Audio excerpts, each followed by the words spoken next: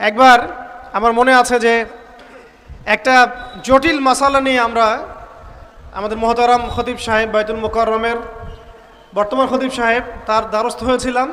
একটা মুশকিলা দেখা দিয়েছে, একটা দোয়া শিখিয়ে দেন যে দোয়ায় আমল করলে ইনশাল্লাহ এটা চলে যাবে। তা আমাকে তিনি পার্সোনালি বলেছিলেন যে এই দোয়াটা যেটা আমি এখন শিখিয়ে দিচ্ছি আপনাকে, এই দোয়াটা জিবরাইল আলাইহিস সালাম রাসূলুল্লাহ সাল্লাল্লাহু আলাইহি ওয়াসাল্লামকে শিখিয়ে দিয়েছিলেন এবং রাসূলুল্লাহ সাল্লাল্লাহু আলাইহি ওয়াসাল্লাম এই দোয়াটা খালিদ বিন ওয়ালিদ রাদিয়াল্লাহু আনহুকে শিখিয়ে দিয়েছিলেন। তো শোনার এবং শেখার খুব আগ্রহ ছিল, তা আমি লিখে নিচ্ছিলাম এবং নোট করছিলাম। এই দোয়াটা যদি আপনারা পড়তে পারেন, ভবিষ্যতের যে কোনো শঙ্কা আশঙ্কা বিপদ আপদ বালা মুসিবত এই বিষয়গুলোর ব্যাপারে আল্লাহর পক্ষ থেকে একটা সাকিনা এবং সুকুন হৃদয় নাজিল হবে ইনশাআল্লাহ। একটু বড়, যেহেতু এখানে তালেব ইলমগণ অনেক, তারা তো শুনলেই মুখস্থ করতে পারবেন, তাই আমি নোট করে আনছি। এবং জ্ঞান তো লুকিয়ে রেখেও লাভ নাই, প্রচার করলেই লাভ, আপনারা আমল করলে আমি নাকি পাবো ইনশাআল্লাহ।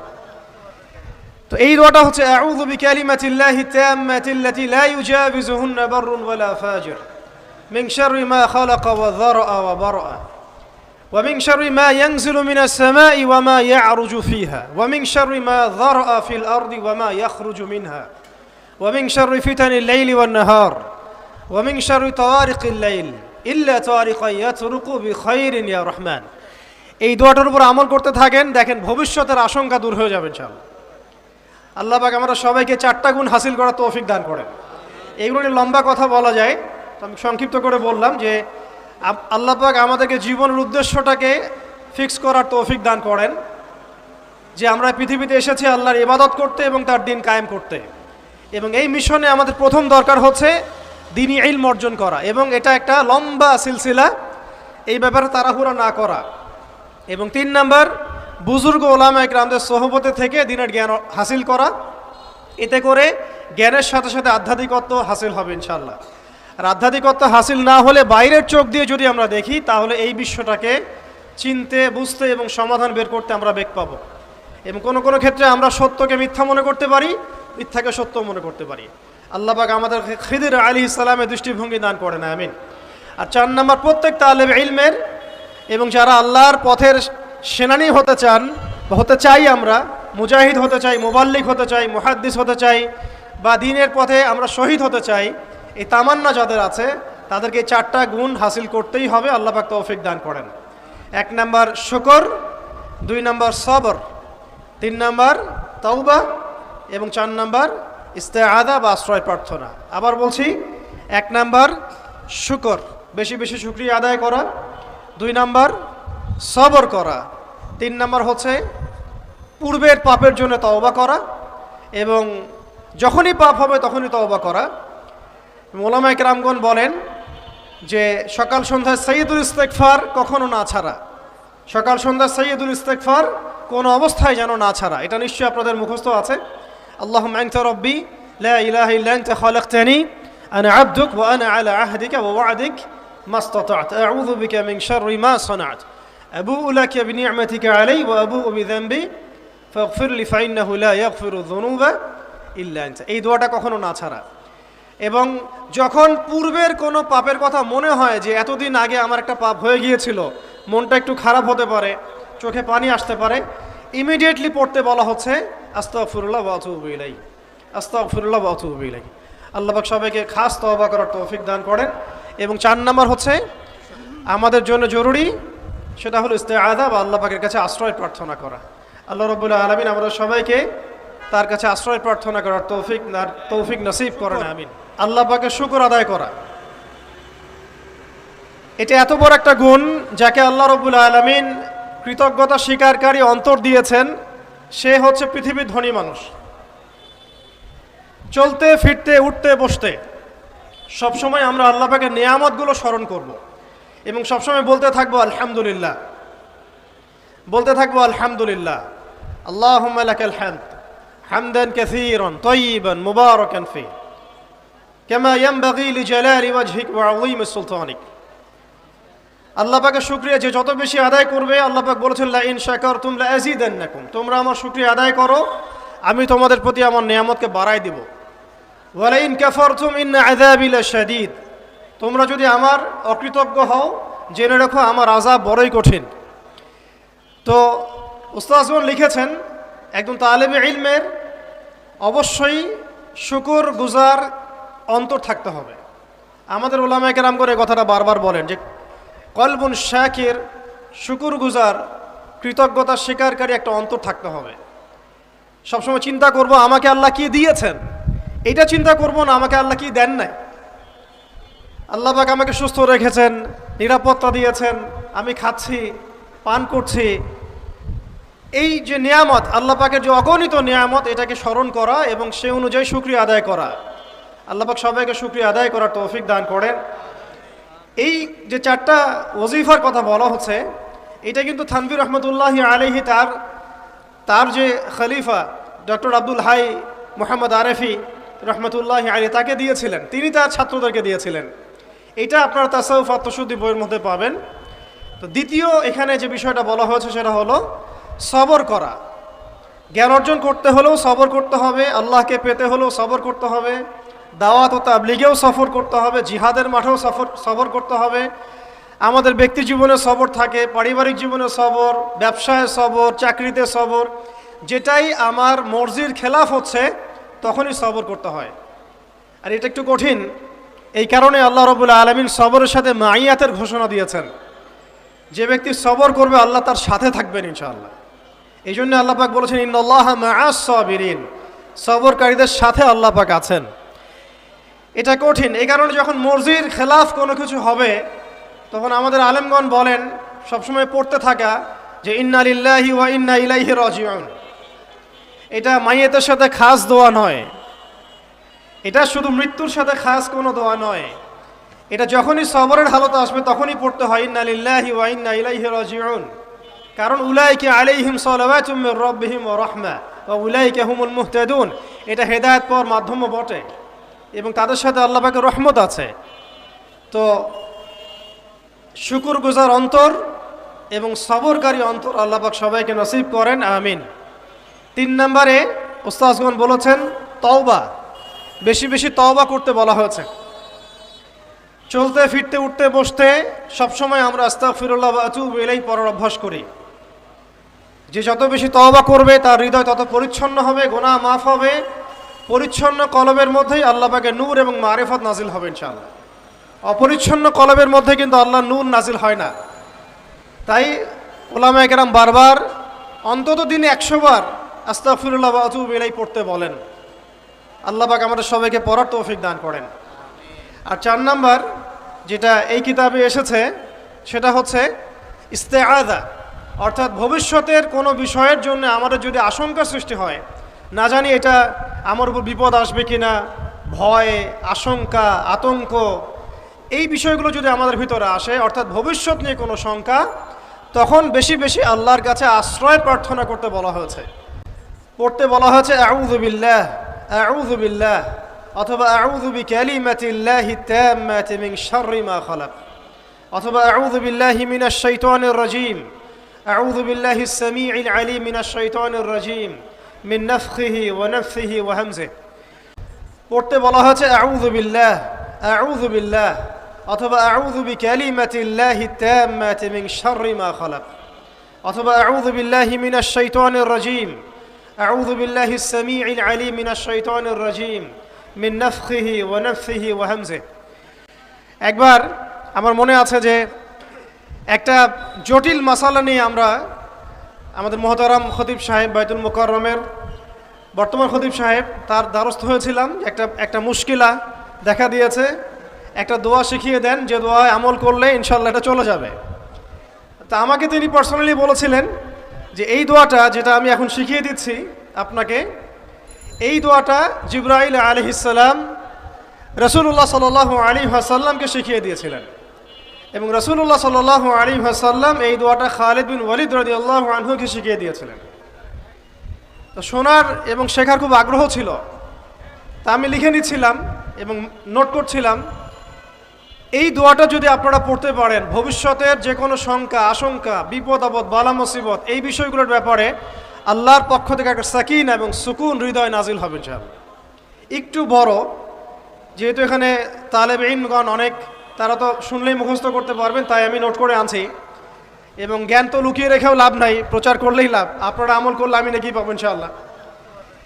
তো এই দোয়াটা হচ্ছে আউযু বিকালিমাতিল্লাহি তাম্মাতিল্লাতি লা ইউজাবিজুহুন্না বাররুন ওয়ালা ফাজির মিন শাররি মা খালাকা ওয়া যারআ ওয়া বারআ ওয়া মিন শাররি মা ইয়ানজিলু মিনাস সামাই ওয়া মা ইয়া'রুজু ফিহা ওয়া মিন শাররি মা যারআ ফিল আরদি ওয়া মা ইয়াখরুজু মিনহা ওয়া মিন শাররি ফিতানিল লাইলি ওয়ান নাহার ওয়া মিন শাররি তাওয়ারিকিল লাইল ইল্লা তাওয়ারিকা ইয়াতরুকু বিখাইরিন ইয়া রহমান। এই দোয়াটার উপর আমল করতে থাকেন, দেখেন ভবিষ্যতের আশঙ্কা দূর হয়ে যাবে ইনশাআল্লাহ। আল্লাহ পাক আমরা সবাইকে 4টা গুণ হাসিল করার তৌফিক দান করেন। এইগুলো নিয়ে লম্বা কথা বলা যায়, তো আমি সংক্ষিপ্ত করে বললাম যে আল্লাহ পাক আমাদেরকে জীবনের উদ্দেশ্যটাকে ফিক্স করার তৌফিক দান করেন, যে আমরা পৃথিবীতে এসেছি আল্লাহর ইবাদত করতে এবং তার দিন কায়েম করতে। এবং এই মিশনে আমাদের প্রথম দরকার হচ্ছে দ্বীনি ইলম অর্জন করা, এবং এটা একটা লম্বা সিলসিলা, এই ব্যাপারে তাড়াহুড়া না করা। এবং 3 নাম্বার, বুজুর্গ ওলামা ইকরামদের সোহবতে থেকে দ্বীনের জ্ঞান হাসিল করা। এতে করে জ্ঞানের সাথে সাথে আধ্যাত্মিকত্ব হাসিল হবে ইনশাআল্লাহ। আর আধ্যাত্মিকত্ব হাসিল না হলে বাইরের চোখ দিয়ে যদি আমরা দেখি, তাহলে এই বিশ্বটাকে চিনতে, বুঝতে এবং সমাধান বের করতে আমরা বেগ পাবো। এবং কোনো কোনো ক্ষেত্রে আমরা সত্যকে মিথ্যা মনে করতে পারি, মিথ্যাকে সত্য মনে করতে পারি। আল্লাহ পাক আমাদের খিদির আলাইহিস সালামের দৃষ্টিভঙ্গি দান করেন, আমিন। আর 4 নাম্বার, প্রত্যেক তালেব ইলমের এবং যারা আল্লাহর পথের সেনানী হতে চান বা হতে চাই, আমরা মুজাহিদ হতে চাই, মুবাল্লিগ হতে চাই, মুহাদ্দিস হতে চাই, বা দ্বীনের পথে আমরা শহীদ হতে চাই, এই তামান্না যাদের আছে তাদেরকে 4টা গুণ হাসিল করতেই হবে। আল্লাহ পাক তৌফিক দান করেন। 1 নাম্বার শুকর, 2 নাম্বার সবর, 3 নাম্বার তাওবা এবং 4 নাম্বার ইস্তেআযা বা আশ্রয় প্রার্থনা। আবার বলছি, 1 নাম্বার শুকর, বেশি বেশি শুকরিয়া আদায় করা, 2 নাম্বার সবর করা, 3 নাম্বার হচ্ছে পূর্বের পাপের জন্য তওবা করা, এবং যখনই পাপ হবে তখনই তওবা করা। ওলামা ইকরামগণ বলেন যে সকাল সন্ধ্যায় সাইয়্যিদুল ইস্তিগফার কখনো না ছাড়া, সকাল সন্ধ্যা সাইয়্যিদুল ইস্তিগফার কোনো অবস্থায় যেন না ছাড়া। এটা নিশ্চয়ই আপনাদের মুখস্থ আছে। আল্লাহুম্মা আনতা রাব্বি লা ইলাহা ইল্লা আনতা খালাকতানি আনা আবদুক ওয়া আনা আলা আহদিকা ওয়া ওয়া'দিক মাসতাতা'তু আউযু বিকা মিন শাররি মা সানা'তু আবু'ু লাকা বিনি'মাতিকা আলাইয়া ওয়া আবু'ু বিযানবি ফাগফির লি ফাইন্নাহু লা ইয়াগফিরু যুনুবা ইল্লা আনতা। এই দোয়াটা কখনো না ছাড়া। এবং যখন পূর্বের কোনো পাপের কথা মনে হয় যে এতদিন আগে আমার একটা পাপ হয়ে গিয়েছিল, মনটা একটু খারাপ হতে পারে, চোখে পানি আসতে পারে, ইমিডিয়েটলি পড়তে বলা হচ্ছে আস্তাগফিরুল্লাহ ওয়া আতুবু ইলাইহি, আস্তাগফিরুল্লাহ ওয়া আতুবু ইলাইহি। আল্লাহ পাক সবাইকে খাস তওবা করার তৌফিক দান করেন।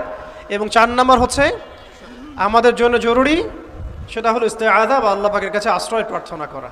আল্লাহ রাব্বুল আলামিন আমাদের সবাইকে তার কাছে আশ্রয় প্রার্থনা করার তৌফিক নসিব করেন, আমিন। ওকে, আচ্ছা, আমরা সংক্ষিপ্ত করে শেষ করে দিচ্ছি।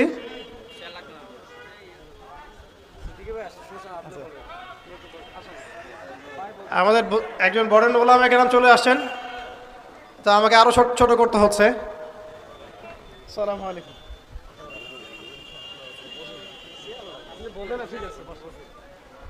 আপনার জিম্মাদারি পালন করতেছে আল্লাহ। তো 4টা বিষয় বলেছি আমি। 5 নাম্বারটা হচ্ছে যে চলমান যে ফিতনাগুলো আছে আমাদের সামনে, এই ফিতনাগুলোকে কাগজে কলমে আইডেন্টিফাই করা।